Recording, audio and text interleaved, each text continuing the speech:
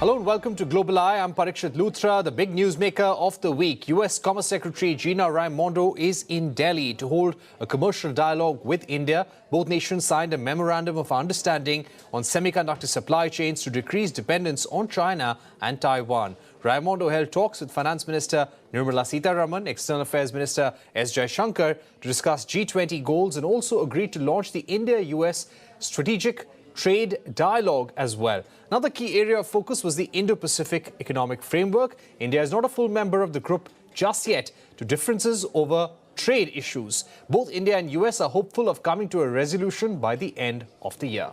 One of the major outcomes of the commercial dialogue was the Memorandum of Understanding on establishing semiconductor supply chain and innovation partnership. The United States partnership with India is one of our most consequential. And as strong as it is today, I believe we're entering into a period of increasing strength and closeness. Let me now go across to Alexander Slater, Managing Director at US-India Business Council, and K Krishna Moorthy, President and CEO at India Electronics and Semiconductor Association. Mr. Krishnamurthy, how significant is this? US already has a thriving semiconductor industry. India is taking its first steps towards semiconductor manufacturing. What could be the complementarities, the potential of a partnership between the CHIPS Act and the Semicon program of India? Thank you, Parikshit, for getting me into this program, and good afternoon, Alexander. The United States probably, looking at it from a 10,000 feet level, is restarting its semiconductor manufacturing. And let us stay focused on the semiconductor manufacturing. And they were global leaders, and they are now coming back as a global leader. India, as you rightly said, is just taking its baby steps into big-time semiconductor manufacturing. But the supply chain for semiconductor manufacturing consists of about 150 materials, 30 plus gases, and a few other components. All put together, the supply chain consists of 200 plus items. And hence, this MOU, looking at announced by the Commerce Secretary, respected Gina Raimondo, is very, very critical for India as well as for US, I suppose. The critical part is that we have seen huge disruptions over the last 3 years, and how do we prevent that from happening going forward? And then you look at the materials required for this manufacturing of semiconductors. Out of the 200 items, probably India already have categorized and cataloged 30 to 40 of them as available in India at different levels of quality and maturity. So how do we leverage this? And how can India become a supplier to the global semiconductor manufacturing ecosystem, in addition to what it can do when the fabs in India come up? So that's the context in which I will look at this MOU. And I'm pretty sure this will lead to a win-win situation for both US and India. Right. Alexander, to ask you about the nitty-gritties of this MOU, Gina Raimondo has indicated that she would want US and India to collaborate in mapping global supply chains of semiconductors, assessing what the global demand is like, and making sure that both countries now are not over-incentivizing one particular kind of semiconductors and causing a glut in the global economy. How would this relationship actually work? When does US begin supporting us, and in what manner? Parikshit, thanks so much for having me on to talk about this critical subject. And Mr. Krishnamurthy, it's very good to be on the show with you, someone who's so knowledgeable about the sector in India. I think the key thing here is to take a larger approach to this. You know, if you step back to last year, 2022, when the Quad Leaders Summit in Japan at the beginning of the year, you had President Biden and Prime Minister Modi meet on the sidelines of that to create the Initiative on Critical and Emerging Technologies, which is a bilateral initiative that encompasses a variety of the technologies of the future that both countries believe really are going to be important to strategic relationships across the world. This included topics like biotechnology, artificial intelligence, quantum computing, cybersecurity, and of course, semiconductors. And so today's announcement should be seen within the context of activating that process. In January, the U.S.-India Business Council hosted the official interaction on the sidelines of the launch of the ISET initiative, when National Security Advisor Doval and others from the government of India were in Washington, D.C., meeting with their counterparts there. At that meeting was Secretary Raimondo, Advisor Doval, and National Security Advisor Jake Sullivan, among others. And we brought the industry together to talk through how to do exactly what you're talking about, Parikshit. How do we activate this in a nitty-gritty manner? And I think that the MOU that's coming out today is going to be the first step in that process. And everything is about moving from ideas to action and alignment. The key thing here is to be talking about ecosystems, not just one part of the semiconductor manufacturing process. India has incredible expertise in semiconductor design. This is not really just only about fabrication. A key area where I think the US and India can work together to add value is in the assembly, testing, and packaging of semiconductors. Much of that is now concentrated in East Asia, which is not good for anybody. I think we found that out during COVID, that any one country being a locus for a specific part of the global supply chain. India. And so India has a real opportunity here to take the lead in that area, working with the United States. And I would expect the MOU would help put in place a process for aligning our ecosystems in the nitty-gritty way, so that we're able to cover the full scope of things beyond fabrication.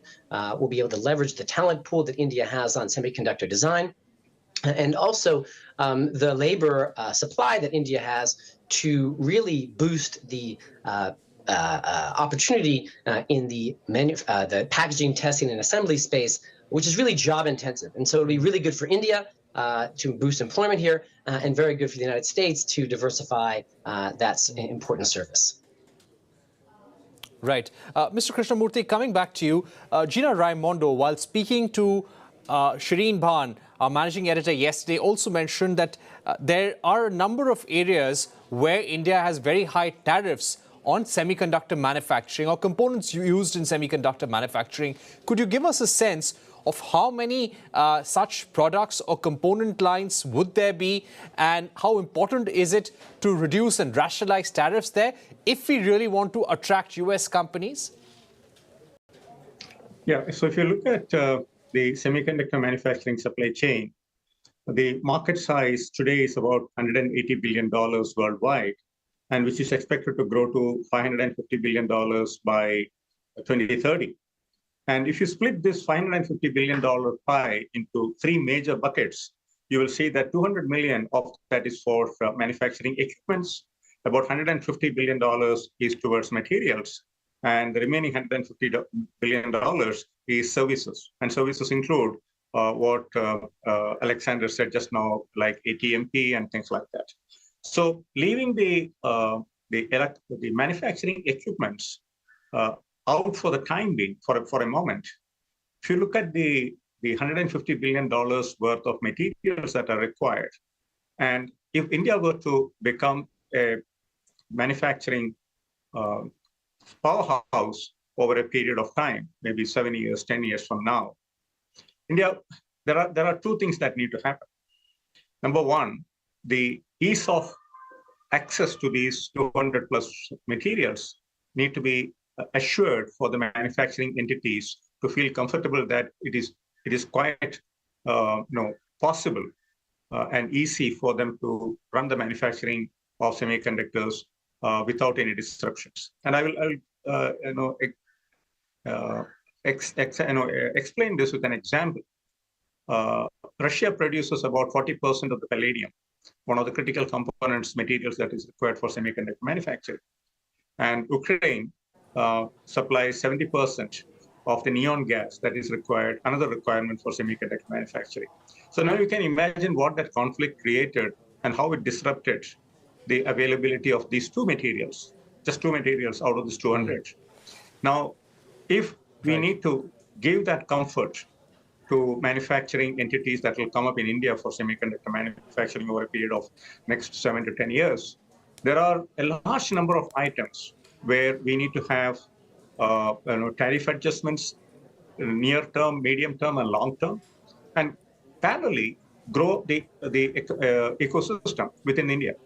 And as I said, Right. some effort had been started, and about 30, 35 of them are, I would say, near that class, but still it leaves us 160, 170 materials which need to be imported.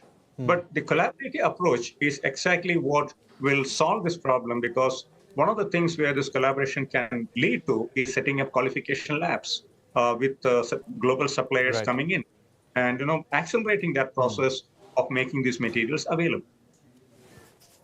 Right. Alexander, coming to you, what has been the interest? Because Gina Raimondo, in a press briefing, said last night that currently there are no specific firms which have made any commitments under this MOU so far. What has been the level of interest in companies in the United States in collaborating with their Indian counterparts or setting up manufacturing here? And will this MOU only be for handholding the private sector of two countries, trying to bring them together to collaborate? Or do you feel that there will be some concrete investments, monetary investments from the US government into India as well? So I can't really speak for the governments. My role here is as a managing director of the U.S.-India Business Council. We're a trade association. And I really do know what our members feel and where they are on this. And I'll go back to my original comments and some of the things that we heard from Mr. Krishna Moorthy. The key thing here is to align ecosystems, and that's where I think the governments can play a critical role. You asked about the customs regime, right? If we're going to move forward in job-intensive areas that apply across the entire ecosystem beyond simply fabrication, right? And this is critical here. I think that's where most of the potential lies. But if we're going to do that, we need to get the customs regulations right. We need to allow for the import of intermediary goods. We talk about this beyond the semiconductor area a lot. You and I, Pritchett, have actually talked about this on air, that if India is going to be a global manufacturing hub, make in India, make for the world, it's got to have a customs system that has both regulations and is staffed by people who are able to allow intermediate goods to come into the country easily and get out of the country. And, the government's investment in CapEx that we've seen over the last 2 years in budgets really helps on that front, moving goods in and out of the country. But we also need a regulatory regime with capacity in human capital to execute on that. But in terms of U.S. company interest, I'd say, look, they're very interested in helping to diversify the supply chain of the entire ecosystem, right? That's where we really need to focus. It needs to be beyond just fabrication. Many of our members are deeply interested in setting up the capacity in India to assemble, package, and test chips here. And again, that is the most job-intensive part of the supply chain. Already, many of our members actually collaborate with R&D capacity here in India on the chip design sector. I've talked to, one of our members in particular talks about they have a close to 24-hour design cycle, because when the folks who are doing design in the United States go to sleep, their Indian counterparts pick up the designs and move them forward. And that just shows you one reason why this has such potential, that the skill level of India in that part of the ecosystem is on par with the United States. So very good things are happening. So the idea here now is, where can we find a win-win? Where do the U.S. companies want to develop additional capacity in India, and where does India have the capacity to fulfill that? I really do think that assembly, packaging, and testing is a way to go. And it'll be a plethora of jobs will come from that, really helping raise employment in India. All right, we've run out of time, but Alexander, Slater, Mr. Krishna Moorthy, thank you very much for joining us here on Global Eye, giving us your view on the big MOU that was signed between Gina Raimondo and Commerce Minister Piyush Goyal during this visit that will pave the way for strategic collaboration between India and US on semiconductors. Thanks once again for being with us. Thank you. Thank you very much. Thank you. We're taking a short break here on Global Eye, but coming up, a report by CrowdStrike Intelligence highlights that China has actively targeted nearly 40 nations via cyber espionage. We bring you a special discussion with Adam Mayers, Senior Vice President at CrowdStrike, after the break.